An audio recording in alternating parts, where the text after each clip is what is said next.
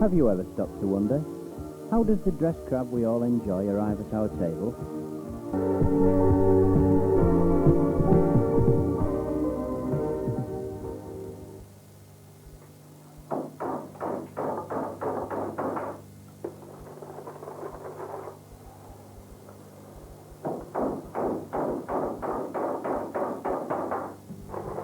The crab pots used by the Flamborough fishermen nowadays are a little larger than those used years ago, and are made from a combination of wood, polypropylene and netting, and are approximately 36 inches by 18 inches in size. We can see here the baseboard of a new pot being made, the wooden lats being secured together with galvanised nails to help prevent the formation of rust.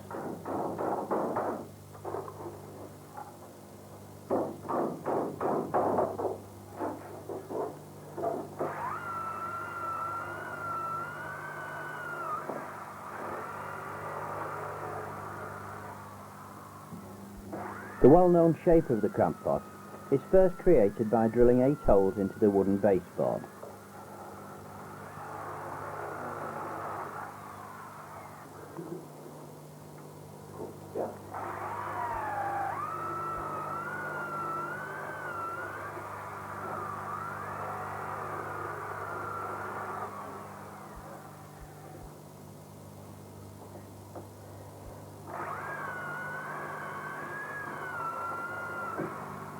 The size of these holes is important because they have to accept firmly the next parts to be fitted, the bows.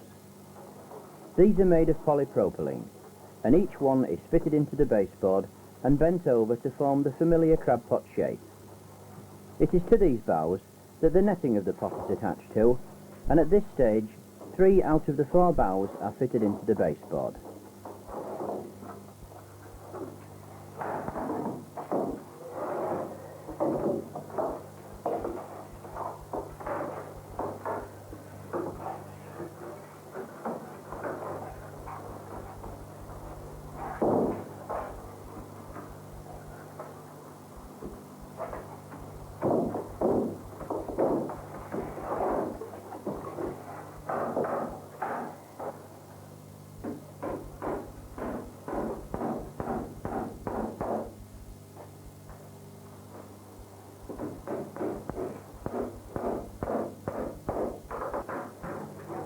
Galvanised nails are driven through the wood and into the bows to hold them securely in place.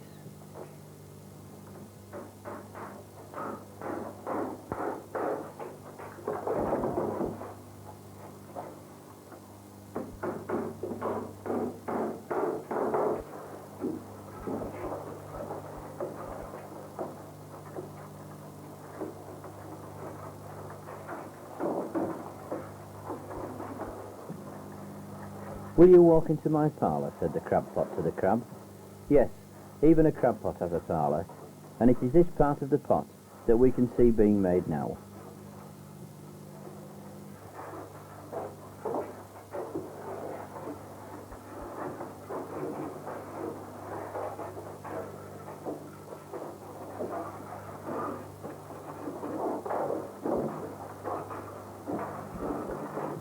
Most of the netting of the pot is fashioned by hand, and as Richard Emmerson weaves the needle back and forth, it is evident that this is a skill which comes from having made hundreds of crab pots over many years.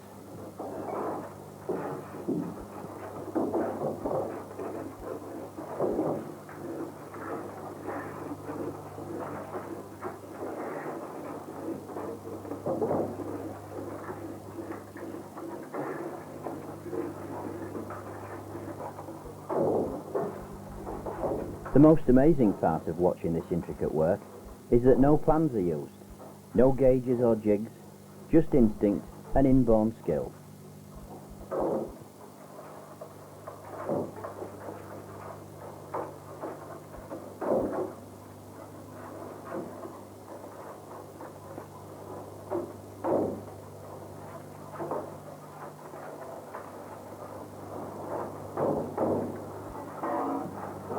In a slightly thinner material, the parlour spout, as it is called, is added to the netting of the first bow.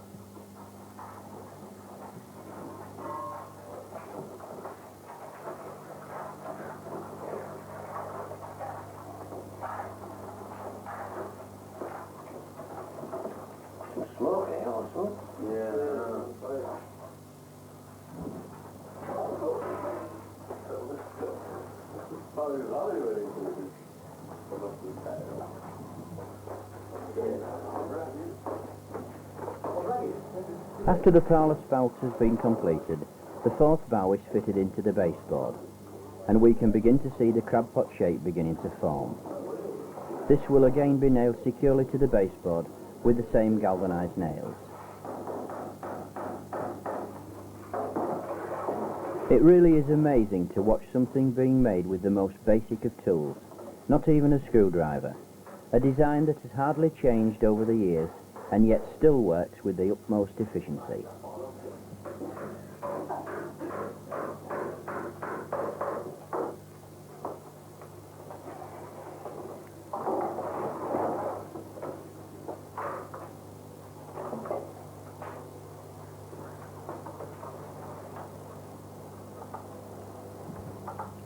The top rail is then whipped firmly to the bows. This is one of 3 cross rails which are fitted to the pot, and these all add shape and strength that will be needed when the pot is on the bottom of the seabed.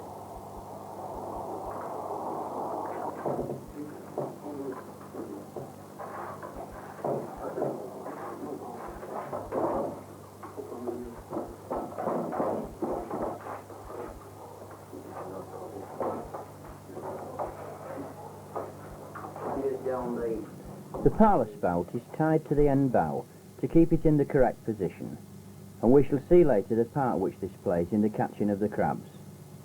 Weights have also been fitted to the baseboard, which help to keep the crab pot stable when it is on the ocean floor.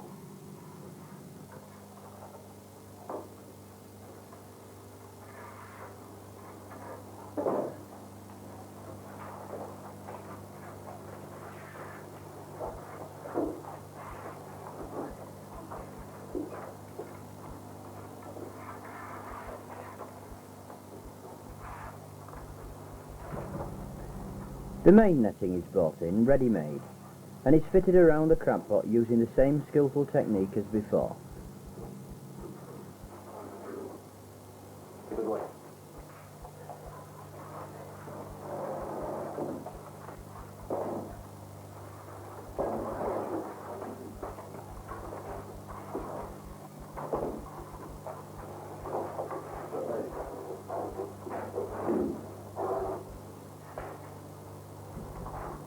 Notice again no measure is being used, just a skillful eye.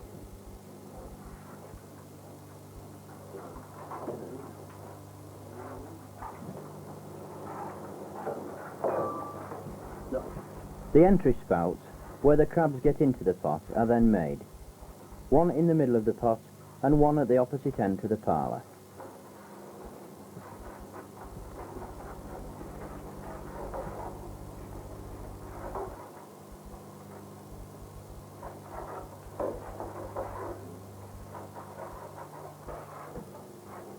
Along the edge of the crab pot is a hinged door, which is used for emptying the pot when they're out at sea, when it is hopefully full of crabs, and we can see here the start of the door being made.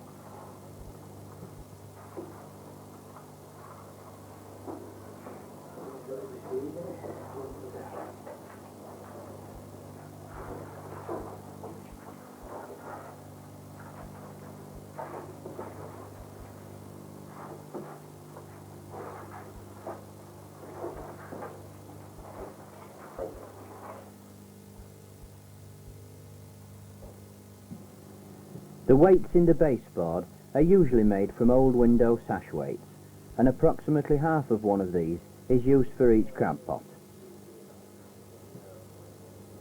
The loop of rope along the top of the pot is used to fasten the crab pot to the main line out at sea.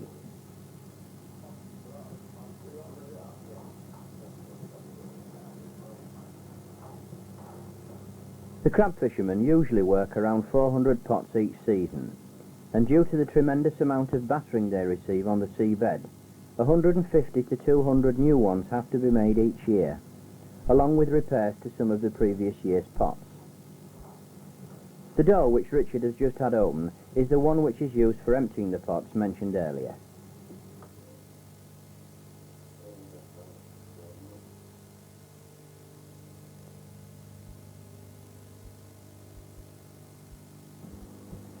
Everything is peaceful and still at North Landing at 4 in the morning.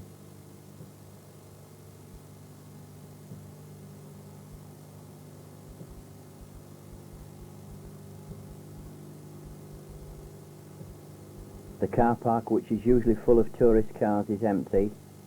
The boats are tied up on the slipway, awaiting the arrival of Richard and his 2 crew members, Lee Major and Lee Crimlisk.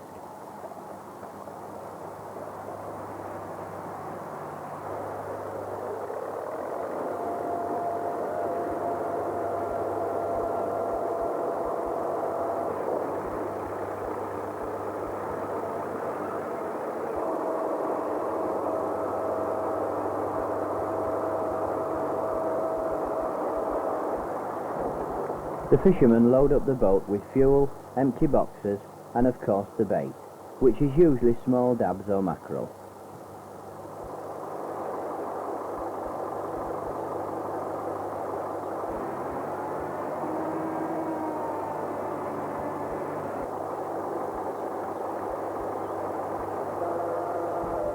A tractor is used for pushing the boat slowly into the water, and wooden spars are laid down on the beach to enable the boat to move more easily across the sand and shingle. This tractor is rather special in the way it can actually go straight into the water.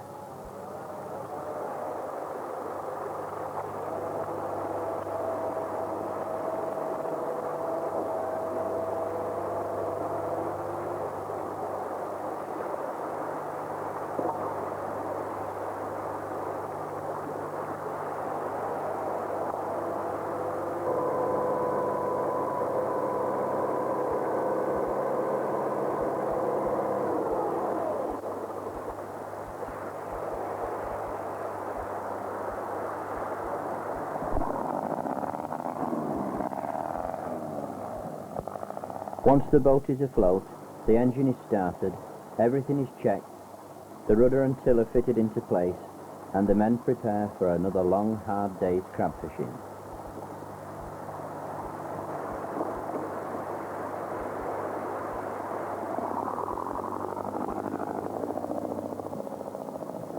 And they won't be seeing this sandy beach again for at least 8 to 10 hours.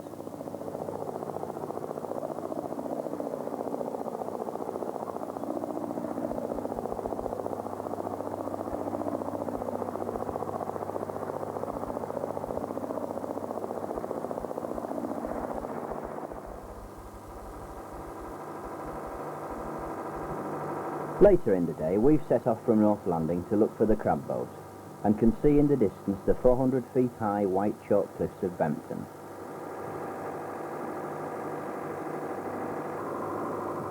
And this rugged coastline of Flamborough boasts some of the finest scenery in the whole of England.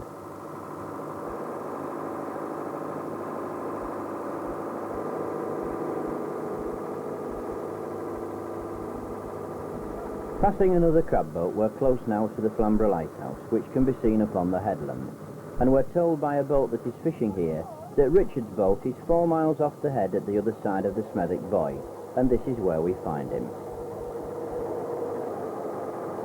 Looking back at the head, there's an awful lot of water between us and the land now.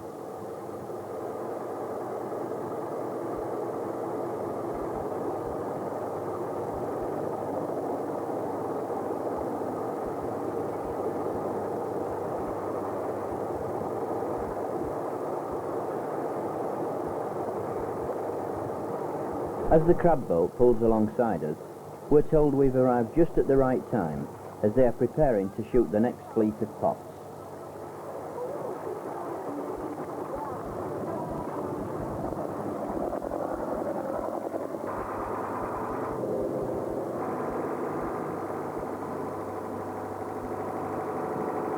Building up to full speed, the baited crab pots are shooting over the side of the boat, and this speed of 7 knots is needed to keep the lines tight, so that as they reach the bottom they will not snag on the rocky seabed deep below.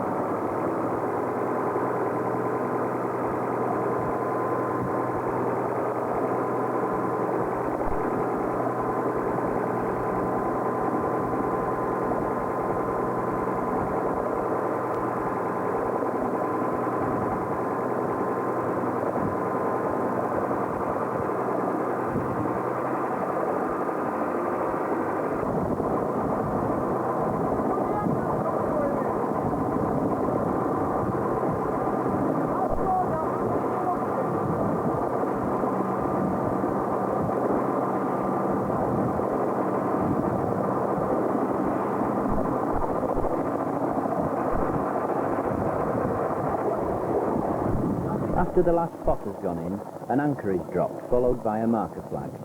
This not only shows the fishermen where their pots are, it also acts as an identification that this fleet of pots belongs to this crab boat.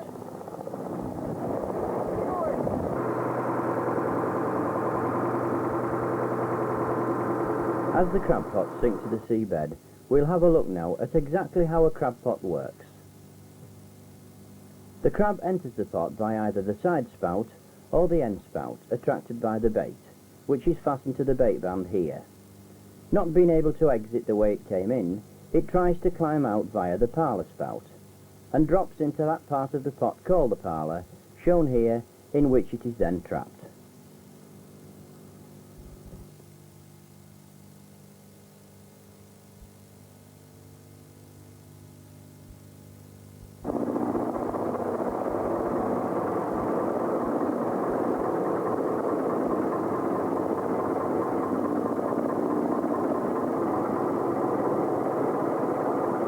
The fishermen find another of their markers, and from deep down on the seabed start hauling a fleet of pots that were shot previously.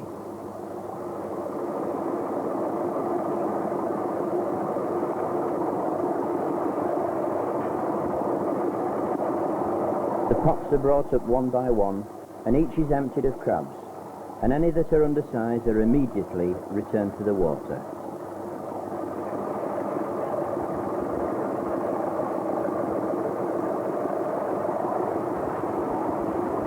Each fleet consists of 25 pots, not all of which contain crabs when they come up, although some of them are quite full.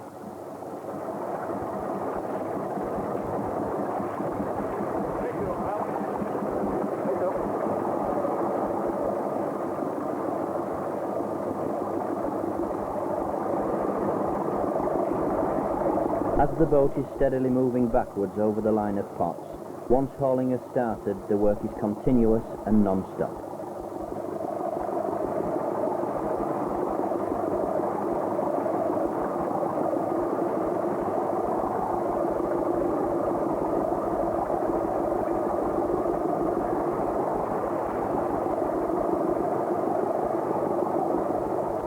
After emptying, each pot is cleaned out, rebaited and stacked in readiness for the next run.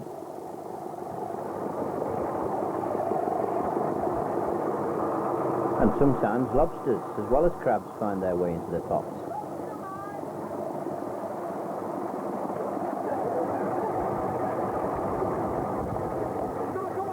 The last of these pots has now been hauled, so we'll move in alongside the crab boat and have a look at some of today's catch.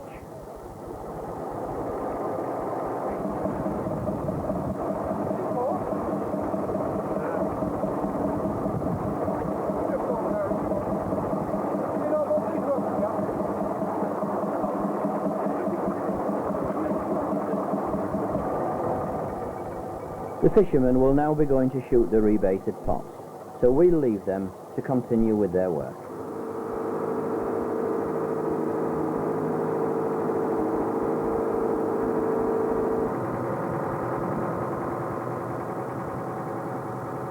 The swell was very strong 4 miles out where the currents meet off Flamborough Head, and as we move closer in, the sea is much calmer, and we pass some more marker flags which show the position of further lines of crab pots.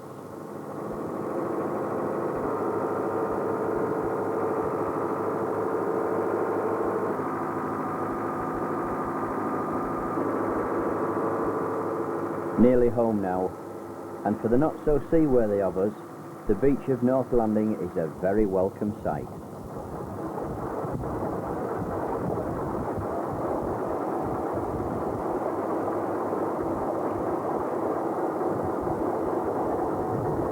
As we come in between the chalk cliffs, our crewmen Jack Hodgson and Dennis Woodhouse are making preparations to beach the boat.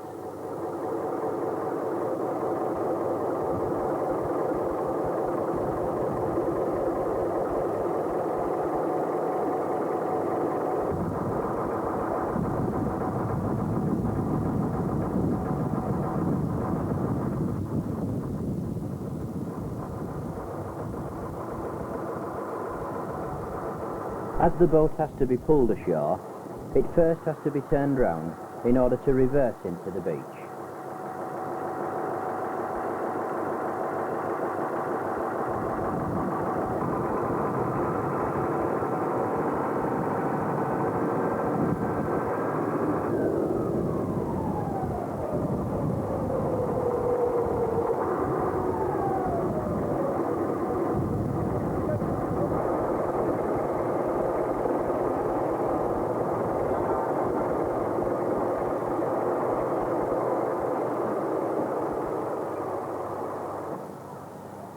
And with a final look out to sea, we'll now await the return of the crab boat and its harvest.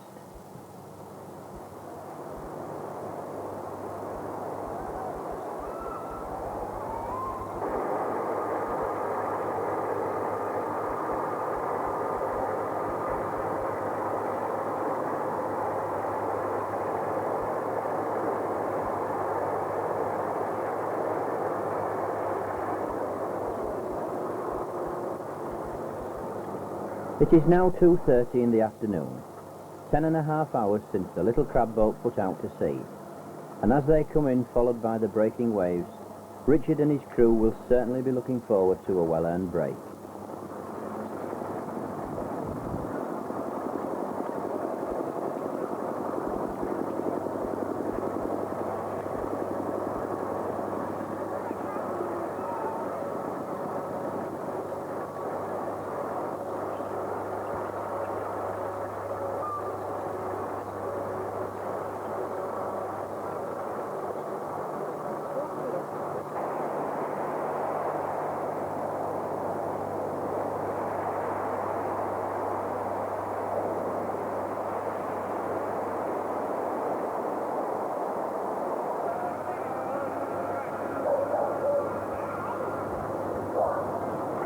The tractor makes its way down to the water, and the boat is gently reversed in to meet it.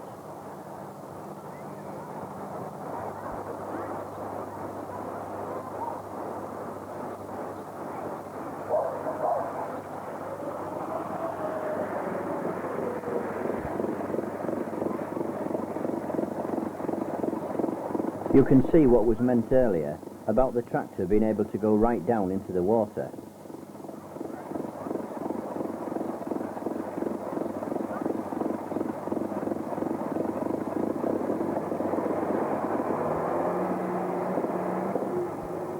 Picturesque as it may be, North Landing is no easy place to work a boat from.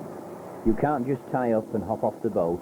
Now comes the task of getting the boat out of the water.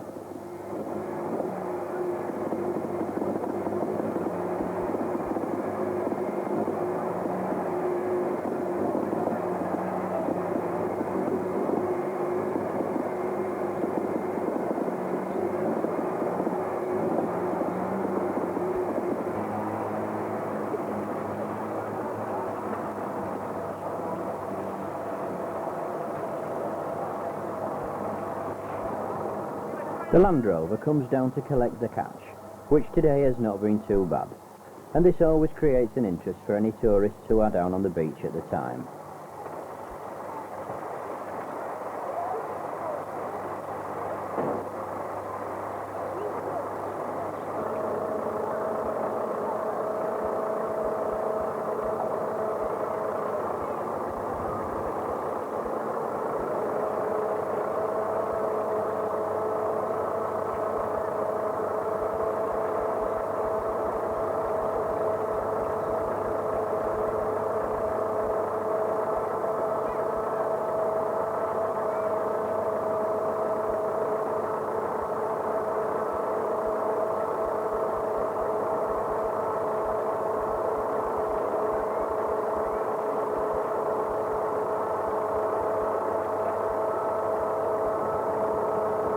It's a long pull today for the tractor.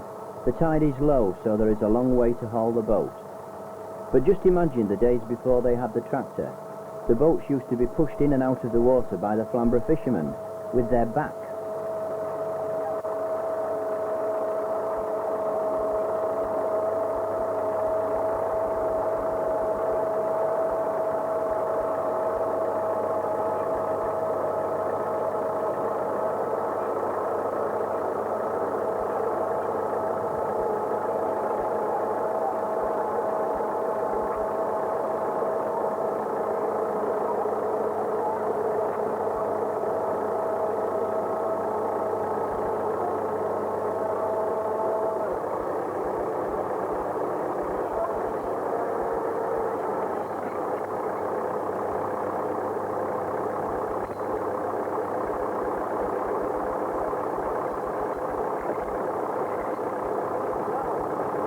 As I said earlier, Richard and his crew will be looking forward to a break, but unfortunately today the boat has sprung a small leak, and this must be repaired before the day's work is finished.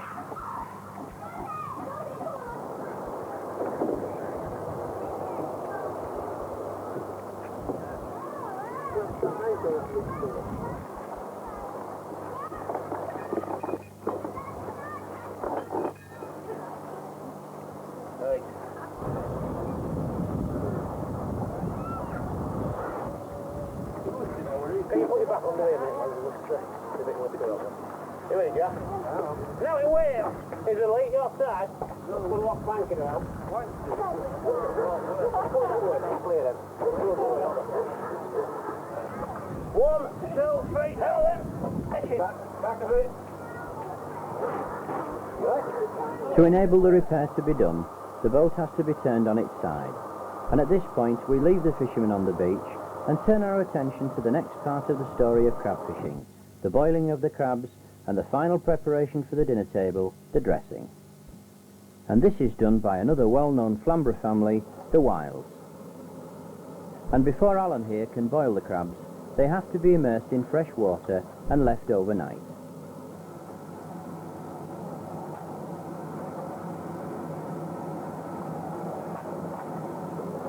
Careful handling is needed with live crabs, as you could get just a bit more than a playful nip from some of them.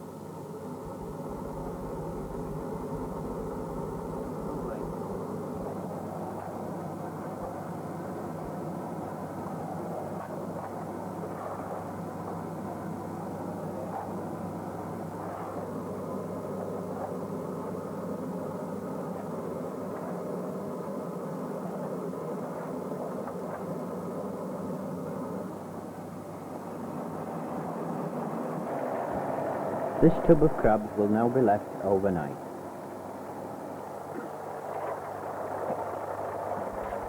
The next day, the crabs are taken out of the tub to drain, each box holding about 8 to 9 stone of crabs.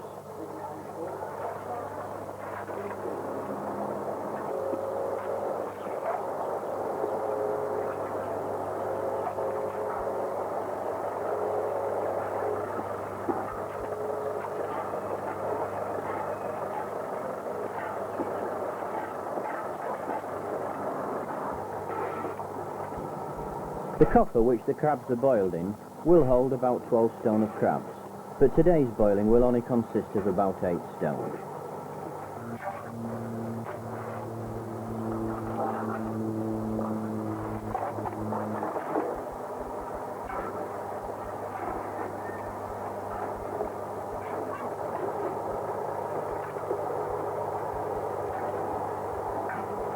The crabs are carefully packed into the copper, which is then filled with cold water.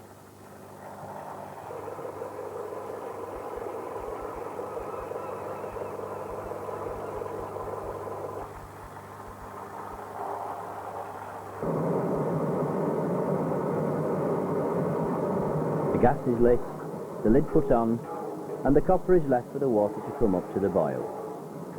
Fred, the seagull, has been a family friend for 17 years and is always around when the crabs are boiling.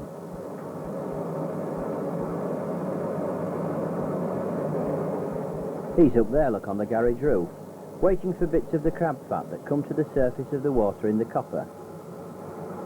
A cupful of salt is added to the water,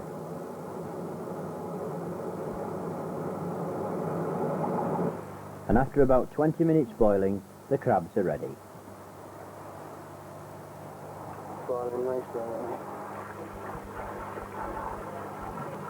Cold water is added to the copper to help to cool the crabs down so they are easier to handle.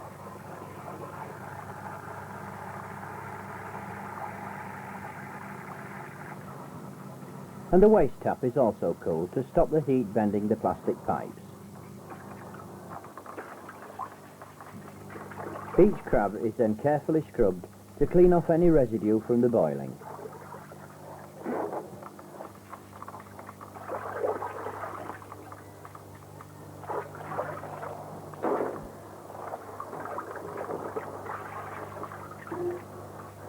Well, them live, throw them in. Aye. Fred the seagull is nowhere in sight. Alan was saying that the crabs weren't ready at the usual time, so Fred's taken the hoof and gone. The boiled crabs are put back into the box, ready to go to Gillian for dressing. We'll have a look now at the dressing of a crab, first finding out the difference between male and female. The female has a wider apron than a male, and the male always has the larger claws than a female. So the female has more brown meat in the calf, and the male has more white meat in the claws, and that's the difference between the two.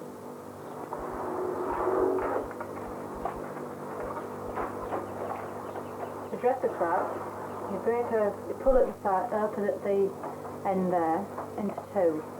So you have two sides to a crab. We'll start with the base of the heart of the crab.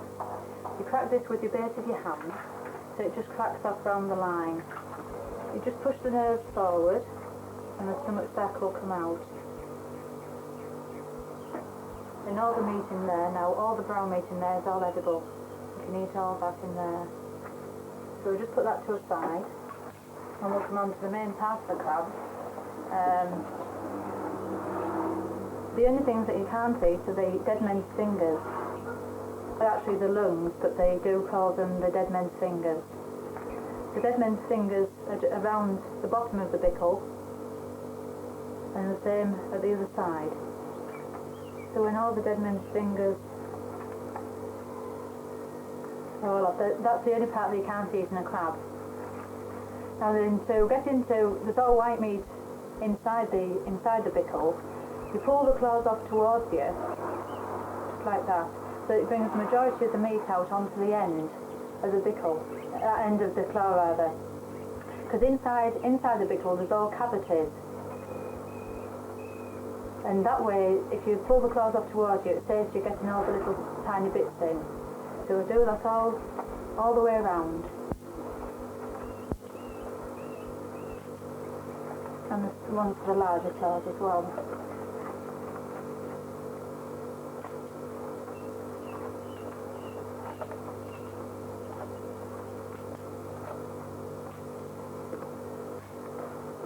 Then with the narrow end of a teaspoon, scrape the middle part of the crab back into the calf.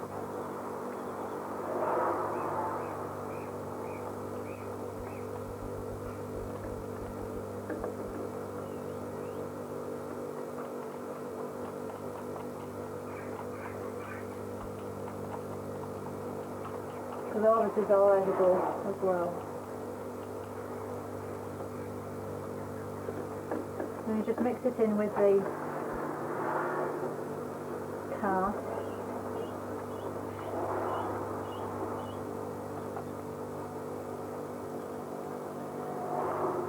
If you actually put in the crab for a salad, we always wipe around the sides with a kitchen cloth just to remove any dirt, any water.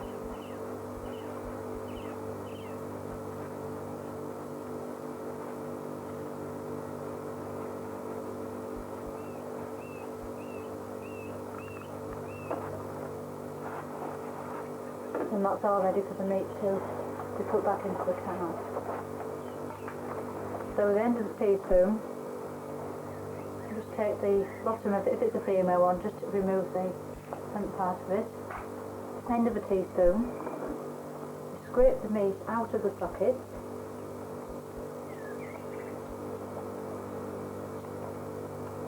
just like so.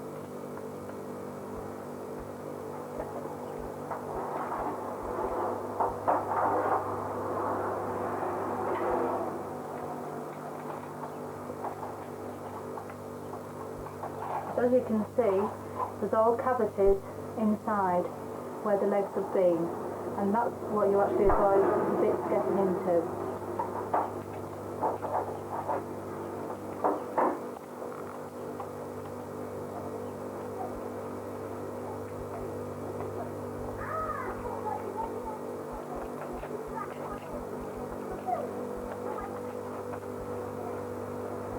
when you've got enough meat out scraped out of the sockets that you can do, return it to the other side and scrape the remainder of the meat out of the other socket.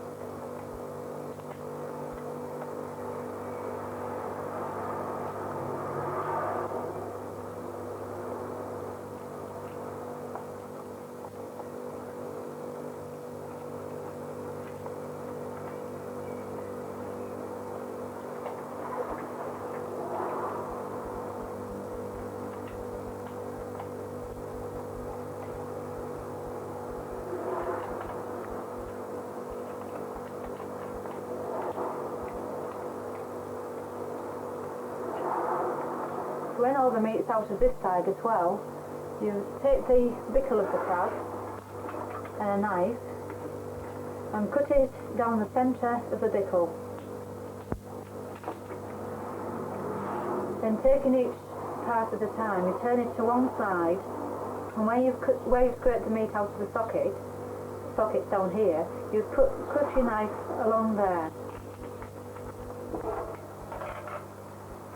And then scrape the remainder of the meat out of the bickle.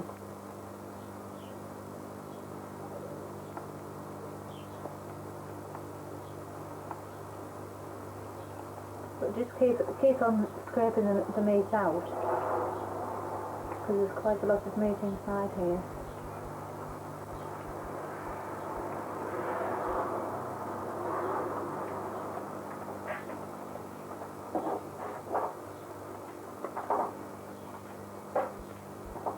And if you can't actually get to a part, cut it again.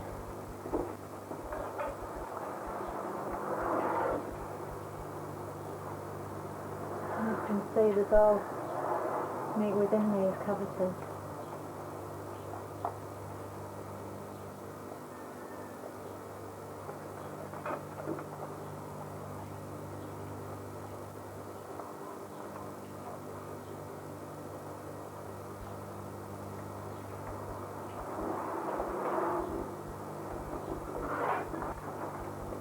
So with the other side again, cut down the middle of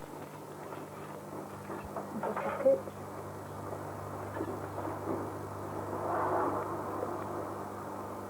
Let's go help me.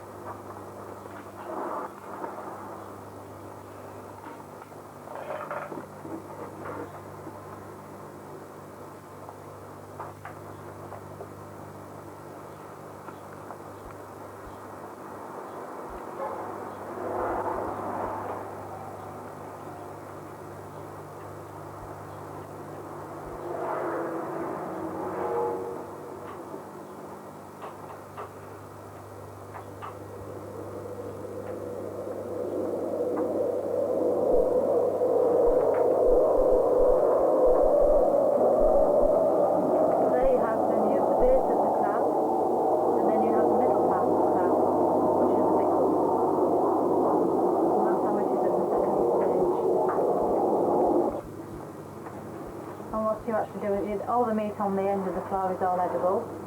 You just take it off and then with the smaller claws you break them just at the joints.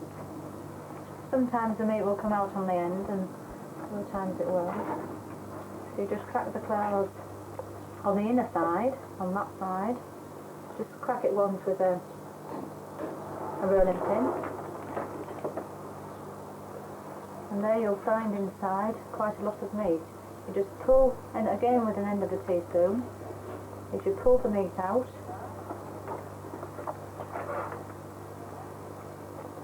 and put it on top of the crab. And that one's actually come out all at once. I'll just crack it again to see if there isn't anything inside. just a little bit at the end.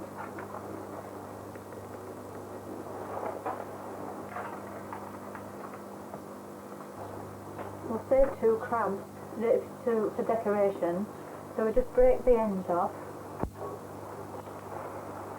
and we put them on the crab.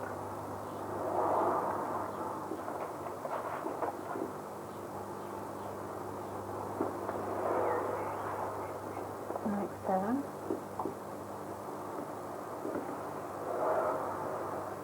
That way, that's just the decoration. Then we come to the claws, and just like with the smaller ones, we break the claws at the joints.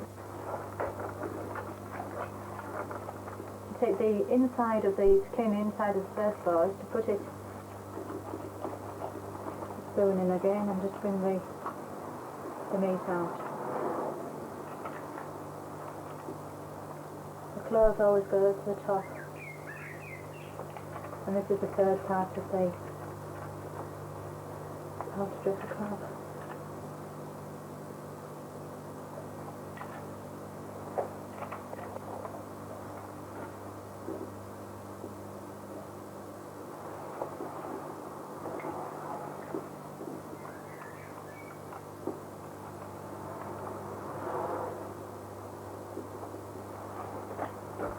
And then take the other part of the crab, and then where it's broken off, you put your spoon in and curve it round until the other part of the meat comes out. And you take the claw, and then you take the left hand side of the claw, right hand side of the claw, and pull it off just like so.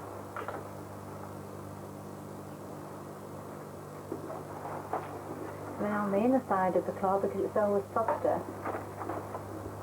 just crack it again. Just one crack will do, otherwise it will actually go all over.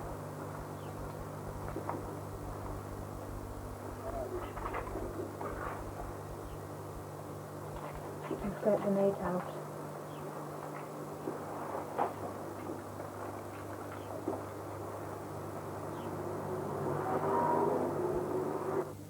Take it in your hand and just scrape it off, it will come off it.